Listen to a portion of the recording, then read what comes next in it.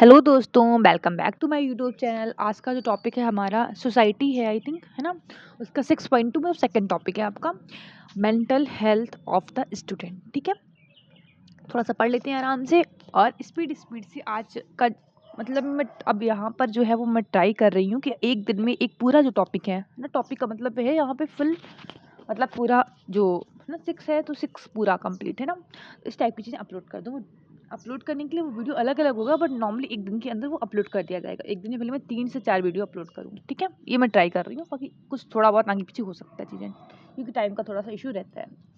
ठीक है, तो यहाँ पर आते हैं ऊपर नेशनल टास्क फोर्स के बारे में पढ़ चुके हैं। ठीक है, national task force of the mental health and the wellbeing of medical student, एक उन्होंने एक रिपोर्ट सबमिट की है। ठीक है, कि जो इंसिडेंट है वो in the medical student last 5 year से अलार्मिंग पोजीशन है, मतलब बहुत ज़्यादा जो है वो आपकी सुसाइड के केस देखने को मिल रहे हैं इन द मेडिकल जो है सेक्टर में। ठीक है, मेडिकल जो स्टूडेंट है उनके बीच में। मोर इन द न्यूज़ अगर बात करें, रिपोर्ट में बोला गया है कि जो भाई मेडिकल का स्टूडेंट हैं वो कहीं ना कहीं बहुत डिप्रेशन में रहते हैं, फर्स्ट पॉइंट। ठीक है, तो कह रहा है कि इसमें अगर बात करें, सर्विस शो कर रहा है कि 27.8% of the under graduate student उनकी जो मेंटल हेल्थ है वो कहीं ना कहीं सही नहीं है। ठीक है, और 31.3% ऑफ द जो पोस्ट ग्रेजुएट स्टूडेंट है उनमें कभी ना कभी थॉट आता है सुसाइड करने का। सोचिए कितना बड़ा रेशियो है ना। तो वही कह रहा है। उसके बाद बोला कि जो एक स्टडी है national institute of health mental health and the neuro science की, ठीक है, उन्होंने ये फाउंड किया है कि 20 जो अगर बात करें 3% ऑफ द स्कूल चिल्ड्रन, ठीक है, तो वो आपके क्या है मेंटल हेल्थ उनको प्रॉब्लम होती है। कहने का मतलब ये है, समझ रहे हैं आप, कि यहाँ पर जो एक रिपोर्ट उन्होंने ये बोला है कि 23% ऑफ स्कूल की बात करें, स्कूल चिल्ड्रन की जो है मेंटल प्रॉब्लम है। उसके बाद यहाँ पर बोला गया है नेशनल मेंटल हेल्थ सर्वे 2015 से 2016 में अगर बात करें, इन्होंने रिपोर्ट किया 7% ऑफ द, है ना। यहाँ पर इन्होंने क्या बोला है, देखिए एक सेकेंड रुकिएगा। 7% एक सेकेंड प्रेवलेंस है of the psychiatric disorder of 13 to 17 year. ठीक है, जो साइकियाट्रिक जो डिसऑर्डर है वो नॉर्मली 13 टू 17 ईयर के बच्चों में पाया जाता है, 7% बच्चों में पाया जाता है। ठीक है, यहाँ पर कोई जेंडर को कुछ नहीं बोल सकते हम लोग, क्योंकि नॉर्मल सी बात है भाई, यहाँ पर जो दोनों मेल हो या फीमेल, दोनों में चीज़ें सेम पाई जा रही हैं। ठीक है, उसके बाद हम लोग बात करें आज स्टडी जो कंडक्ट की गई है उसमें ये बोला गया है, इसकी फंडिंग जो है वो रिसर्च फाउंडेशन इन चेन्नई, इनके द्वारा जो रिसर्च जो डेवलप की गई, उन्होंने ये बोला कि 30% ऑफ द स्टूडेंट वो कहीं ना कहीं एंजाइटी और डिप्रेशन के शिकार हैं। ठीक है, ये इन्होंने बोला है कि 30% जो है बच्चे वो एंजाइटी, उनमें डिप्रेशन है। तो ये आप अपने आसपास खुद ही देखती होंगी चीज़ें। ठीक है, तो मेंटल हेल्थ क्या है, ये एक ऐसा स्टेट ऑफ वेलबींग है जहाँ पर जो मतलब इंडिविजुअल है वो रिलायस हिज ओन पोटेंशियल, मतलब उसको अपना पोटेंशियल पता होता है, उसको अपनी वीकनेस पता होती है। ठीक है, जो थोड़ी बहुत जो नॉर्मल स्ट्रेस होते हैं, देखिए हर एक पर्सन की लाइफ में स्ट्रेस होता है, ऐसा नहीं है कोई सबकी पर्सन की जो लाइफ एकदम वेलबींग मस्त चल रही है, ऐसा कुछ नहीं है। स्टूडेंट की क्या छोड़ें भाई, हर एक पर्सन की, किसी को भी पकड़ लो, हम स्टूडेंट है तो हमको समझ में स्टूडेंट का आ रहा है, बाकी सबकी लाइफ सेम चल रही है। तो कुल मिला के जो लाइफ की प्रॉब्लम होती हैं जो छोटी मोटी है ना, तो उनको वो आराम से हैंडल कर ले। ठीक है, उनका जो माइंड है वो सही बना रहे, अपना जो वर्क है उसको प्रोडक्टिवली करे, फ्रूटफुली उसका जो है रिजल्ट है, and make the contribution to her community और हिज। ठीक है, तो वही बात कर रहा है कि एक पर्सन जो उसका माइंड ऑफ जो स्टेट है वो सही है, ठीक है, वो पूरे पोटेंशियल से काम कर रहा है, जो नॉर्मल स्ट्रेस है वो उसको आराम से उसके साथ कोप कर ले रहा है, उसके साथ उसको कोई प्रॉब्लम नहीं आ रही है, वो अपना जो फुल पोटेंशियल वर्क में दे रहा है, उसका फ्रूटफुल उसका आंसर भी मिल रहा है, उसके बाद वो अपना जो है काम से कहीं ना कहीं सोसाइटी को कंट्रीब्यूट भी कर रहा है। तो इसको हम लोग बोलेंगे एक मेंटल हेल्थ जो है उसकी बहुत अच्छी है, स्टेट जो है वो वेलबींग पे है। ठीक है, ये WHO की डेफिनेशन है। Mental health is the best understood by our resource. ठीक है, तो कह रहे हैं मेंटल हेल्थ एक रिसोर्स तरह समझ सकते हैं, क्योंकि देखिए एक one that allow individual to recognise and, तो अगर किसी बच्चे की मेंटल हेल्थ सही है तो कहीं ना कहीं जो बच्चा है, जो इंडिविजुअल है, वो अपनी जो मेंटल हेल्थ, जो अपनी स्किल है, उसको कहीं ना कहीं रिकॉग्नाइज कर पाएगा, वो जान पाएगा कि मेरे अंदर क्या खूबियाँ हैं। और उस तरीके से वो अपने जो पैशंस होता है, अपने जो ड्रीम होता है, उसको पूरी सपोर्ट के साथ परस्यू कर पाएगा आगे। ठीक है, तो वही बोला गया है कि इसको भी एक एज अ रिसोर्स बोला गया है। Factor contributing to mental health problem among student. ठीक है, तो कह रहा है immediate triggered and participating factor. इसको ज़रा समझते हैं। इमीडिएट जो ट्रिगर होता है मेंटल हेल्थ केसेस का, तो ये हो गया आपका फाइनेंशियल लॉस हो गया, सडन ग्रीफ, कोई अचानक से कोई बहुत प्रॉब्लम आ गई, मेंटल हेल्थ डिस्टॉर्शन हो गया। ठीक है, ये बात कर रहा है। कुछ लाइफ में कंडीशन जो एडवर्स चलती हैं, बहुत बार जो फेलिंग ऑफ द एग्जाम हो गया, पब्लिक ह्यूमिलिटाइजेशन जो होता है वो हो गया, ह्यूमिलिएशन हो रहा है, तो ये हो गया। तो बहुत ज़्यादा आपको सुसाइड मिल जाएंगे आईआईटीज़ में, है ना। तो उसके बाद बोल रहा है इन्फ्लुएंस ऑफ सोशल मीडिया। 2018 में British study tried social media use to decreased disturbed and delayed sleep. उन्होंने बोला कि कम स्लीप, ठीक है, और डिले स्लीप की वजह से क्या होता है, जो एक बच्चा है वो डिप्रेशन में जाता है, उसकी मेमोरी लॉस का भी जो कंडीशन बनती है, और कहीं ना कहीं एक पुअर एकेडमिक परफॉर्मेंस बनता है। ठीक है, उसके बाद यहाँ पर बोला जाए सोशल आइसोलेशन एंड लोनलीनेस। तो कह रहा है कि देखिए होता क्या है, जो डिफ्यूजन होता है ना फैमिली का, कोई फैमिली कहीं पर रह रही, कोई फैमिली कहीं पर है, वो रह भी रही है साथ में, तो कहीं ना कहीं बिजी है अपने मोबाइल फोन्स में, ऐसा। ठीक है, तो इसकी वजह से भी कहीं ना कहीं ये जो बच्चा है वो आइसोलेशन वाला फील करता है, कि अकेलावन फील करता है। ठीक है, हार्मोनल चेंज, एक बात ये होता है नॉर्मल कि एक जो एडोलेसेंट एज होती है उसमें जो होता है बॉडी में हार्मोनल चेंज होते हैं। उस टाइम एज से बच्चा अपनी आइडेंटिटी को खोजता है, जब उसको आइडेंटिटी नहीं मिलती तो वो कहीं ना कहीं डिप्रेशन का शिकार होता है। तो वही कह रहा है कि gender identity during the teenager age जो है वो होती है। उसके बाद अगर बात करें, कहीं ना कहीं जो आपका एकेडमिक प्रेशर होगा वो पड़ता है, फाइनेंशियल कभी भी सेक्रीफाइस हो जाता है भाई, फाइनेंशियल इशू होता है। ठीक है, और पेरेंटल की जो हाई एक्सपेक्टेशन होती है बच्चों से कि भाई ये बच्चा करेगा, ये इस बार आंसर आना चाहिए, तो वो भी बहुत इशू बन जाता है डिप्रेशन का और मेंटल हेल्थ का, है ना। तो इसकी वजह से सुसाइड देखने को मिले हैं कहीं पर बहुत ज़्यादा, कोटा वगैरह में, है ना। कुछ बायोलॉजिकल फैक्टर भी होते हैं, देखिए कुछ जेनेटिक इशू भी होता है। तो कह रहा है यहाँ पर जो जीन एक्सप्रेशन होता है, फैमिली हिस्ट्री ऑफ सुसाइड, कुछ फैमिली ऐसे होगी जिनकी मतलब बच्चों के अंदर जीने पहुंच जाता है कि भाई वो उनके थॉट वो आते रहेंगे सुसाइडल वाले। ठीक है, तो ये यहाँ से भी क्या होता है, कहीं ना कहीं सुसाइड का रिस्क जो है वो बढ़ जाता है, और उसके बिहेवियर में कुछ आपको इफेक्ट देखने को मिलेगा। सर्टेन पर्सनालिटी अगर बात करें हम लोग, तो जो मतलब जैसे बहुत ज़्यादा कभी कभी जैसे होता है ना कि बच्चा बहुत गुस्से में आ जाना, आवेग में आ जाना, इम्पल्सिबिलिटी। ठीक है, कभी कभी क्या होता है डिसेबिलिटी की वजह से, मान लीजिए एग्जाम्पल आपका हाथ खराब, तो कोई भी बॉडी में होती है ना, कुछ बच्चों की डिसेबिलिटी होती है, तो उसकी वजह से कोई बहुत बड़ी आपको इलनेस है, तो उसकी वजह से कहीं ना कहीं जो बात करें हम लोग, बच्चा एक आइसोलेशन फील करता है, डिप्रेशन फील करता है, स्ट्रेस फील करता है, स्टिग्माइजेशन। ठीक है, because of stigma against seeking mental health care issue are not identified. देखिए इसमें देखिए बहुत बड़ी प्रॉब्लम है, फिजिकल हेल्थ को तो हमने हेल्थ इशू दिया है, लेकिन हमने मेंटल हेल्थ को वो मतलब माना ही नहीं है कि बीमारी है कोई। ठीक है, ये भी बहुत बड़ा इशू है, मेंटल हेल्थ को हम लोग कहीं ना कहीं इग्नोर करते आ रहे हैं।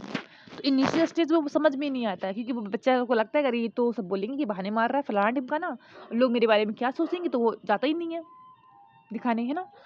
तो ये भी बड़ा इशू है। Issue with handling mental care in India.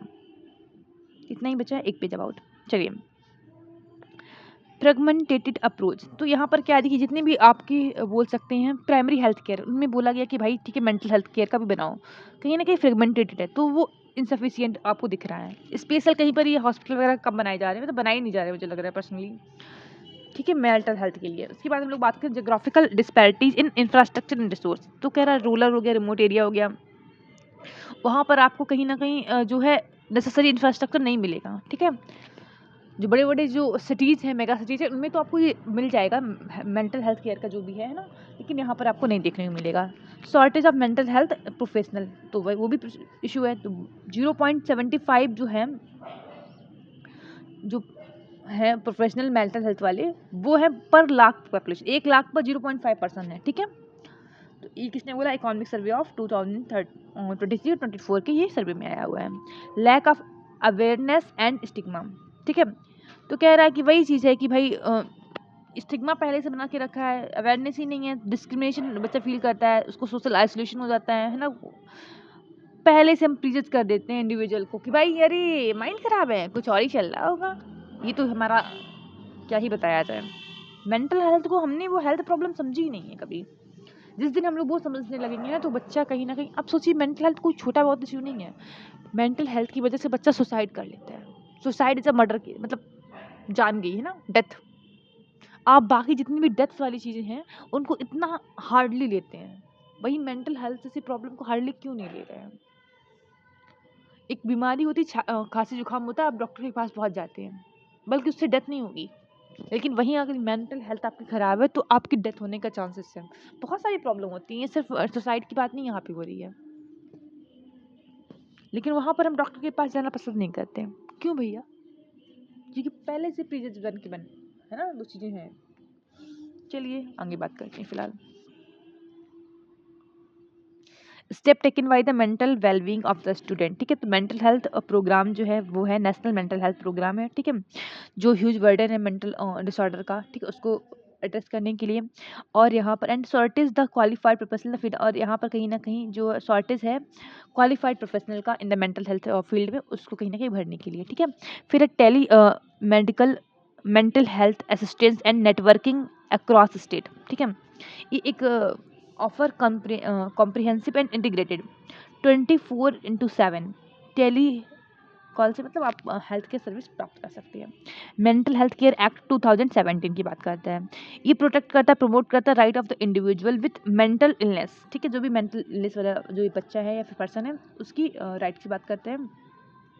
और यहाँ पर बात करें मेंटल हेल्थ केयर दी जाती है और उसका ट्रीटमेंट किया जाता है। ठीक है, उसके बाद हम लोग बात करें साथी प्रोग्राम। ये सपोर्ट करता है mental health among the student through the workshop and online session, मतलब ऑनलाइन सेशन लेकर के कहीं ना कहीं बच्चे का मेंटल हेल्थ के बारे में जाना जाता है और उसका ट्रीटमेंट किया जाता है। ठीक है, हेल्पिंग एडोलेसेंट थ्राइव्स।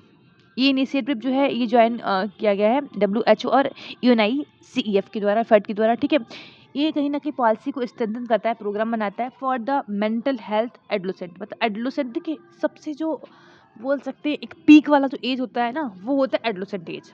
इस उस टाइम ये जो सोसाइटल थॉट होते हैं वो आना के चांस बहुत ज़्यादा होते हैं। मतलब मुझे लग रहा है कि आई थिंक आप खुद से ही पूछिएगा कभी कि आपके माइंड में थॉट आया था क्या। हो सकता है 80% बच्चों के माइंड में आया होगा उस स्टेज में, ये होता है। क्योंकि उस टाइम हार्मोनल चेंज भी होता है ना, हमको आइडेंटिटी चाहिए होती है अपनी। एक फेलियर हमसे बर्दाश्त नहीं होता है, वो चाहे किसी भी चीज़ में हो, है ना। उस टाइम थोड़ा सा पेरेंट्स को, फैमिली को, मतलब थोड़ा सा सपोर्ट की ज़रूरत होती है। पता है, जैसे एक बच्चा 24-25 का हुआ तो फिर ये सुसाइडल वाला केस थोड़ा कम हो जाता है। मैं जीरो की बात नहीं कर रही हूँ, बट नॉर्मली कम होता है। लेकिन जब बच्चा वो एडोलेसेंट एज में रहता है ना, तो फिर थोड़ा सा इशू ज़्यादा रहता है, क्योंकि वो हार्मोनल चेंज की वजह से प्रॉब्लम होती है। ठीक है, फिर अगर बात करें हम लोग जो सुप्रीम कोर्ट उन्होंने कहीं ना कहीं 2001 में रैगिंग को है जो बैन किया है। ठीक है, जो नॉर्मली हायर इंस्टीट्यूशन में होती थी 2009 तक, वही बात कर रहा है। ठीक है, उसके बाद हम लोग बात करें यहाँ पर वे फॉरवर्ड में इम्प्लीमेंट रेगुलर ट्रेनिंग प्रोग्राम। ठीक है, तो कह रहा है कि रेगुलर ट्रेनिंग जो प्रोग्राम है, सेशन है, वो चलानी चाहिए for the faculty of identify. मतलब कुल मिला के स्टूडेंट के बीच में जो रिस्क है मेंटल हेल्थ का इशू का, तो उसके लिए एक कहीं ना कहीं रेगुलर बेसिस पर ट्रेनिंग सेशन होनी चाहिए। ठीक है, ये पता चल जाए कि हाँ बच्चे का कोई इशू तो नहीं है। काउंसलिंग जो है सर्विस होनी चाहिए, तो एक 24/7 जो है आपका सपोर्ट सिस्टम होना चाहिए। ठीक है, in the school, in the college में अगर बात करें। ठीक है, कुल मिला के जो टेली मानस इनिशिएटिव है उसके अंतर्गत हर स्कूल को जोड़ना है, जहाँ पर टोल फ्री नंबर है 14416। ठीक है, हर कॉलेज में ये चीज़ें होनी चाहिए। उसकी बात कर रहा है अर्ली डिटेक्शन एंड ट्रीटमेंट, तो कह रहा है कि सेंसिटाइजेशन ऑफ फ्रंट लाइन जो मेन हेल्थ केयर वर्कर हैं, ठीक है, मेंटल हेल्थ की बात करें, और जो टीचर्स हैं, वो उनको थोड़ा सेंसिटिव होना हो चाहिए, मतलब होगा। ठीक है, जिससे वो आइडेंटिफाई कर पाए कि जो इंडिविजुअल है वो कितने रिस्क में है। वो अर्ली स्टेज में उसको अगर आइडेंटिफाई कर लेंगे कि इसकी मेंटल हेल्थ प्रॉब्लम है, तो कहीं ना कहीं उसका ट्रीटमेंट बहुत जल्दी हो जाएगा और कोई गलत स्टेप उसकी साइड से नहीं होगी। ठीक है, उसके बाद हम लोग बात करें चिल्ड्रन एंड एडोलेसेंट, तो इनको कहीं ना कहीं एक स्पेशल अटेंशन की ज़रूरत होती है। ठीक है, that around half of the all mental health disorder start by the age, वही देखिए लिखा भी है, जितना भी मेंटल डिसऑर्डर होता है उसका लगभग हाफ 1/2 भाग जो होता है 14 एज में ही स्टार्ट होता है। मैंने क्या बोला, एडोलेसेंट एज में ये चीज़ें होती हैं, में ही होती का मतलब नहीं है कि उसी में ही होती हैं, बट नॉर्मली ये बहुत ज़्यादा पीक पे उसी टाइम पे होता है। मैं खुद का बता रही हूँ ना, मुझे समझ में आ रहा है वो चीज़ें। बट जैसे होता है ना कि एक बच्चे को समझाया जाता है, जो मेरी सिस्टर हैं, उन्होंने मुझे पहले समझाया था कि इस एज में ये चीज़ें माइंड में आएँगी, तो देन कंट्रोल इट, बस दैट्स इट। तो जब भी माइंड में ये सब चीज़ें आती थी तो लगता कि नहीं यार, वो हार्मोनल चेंज है बेटा, ये सब जो माइंड में इसीलिए आ रहा है, इसको थोड़ा-सा कंट्रोल करना है, बस खत्म हो गया। तो ये बच्चों को जब तक आप बच्चों को बताएँगे नहीं, वो खुद को कैसे समझ पाएँगे? हम लोग सिर्फ़ और सिर्फ़ जो रटंत विद्या होती है ना, उस पे ध्यान दे रहे हैं। जो मेन एथिक्स है, जो बच्चों को छोटी एज में सिखाना चाहिए, वो हम नहीं सिखाते हैं। बस ये सिखाते हैं पैर छूना चाहिए। पैर छूना चाहिए ठीक है, बट और भी बहुत सारी चीज़ें होती हैं, जो उनको बदल सकती हैं।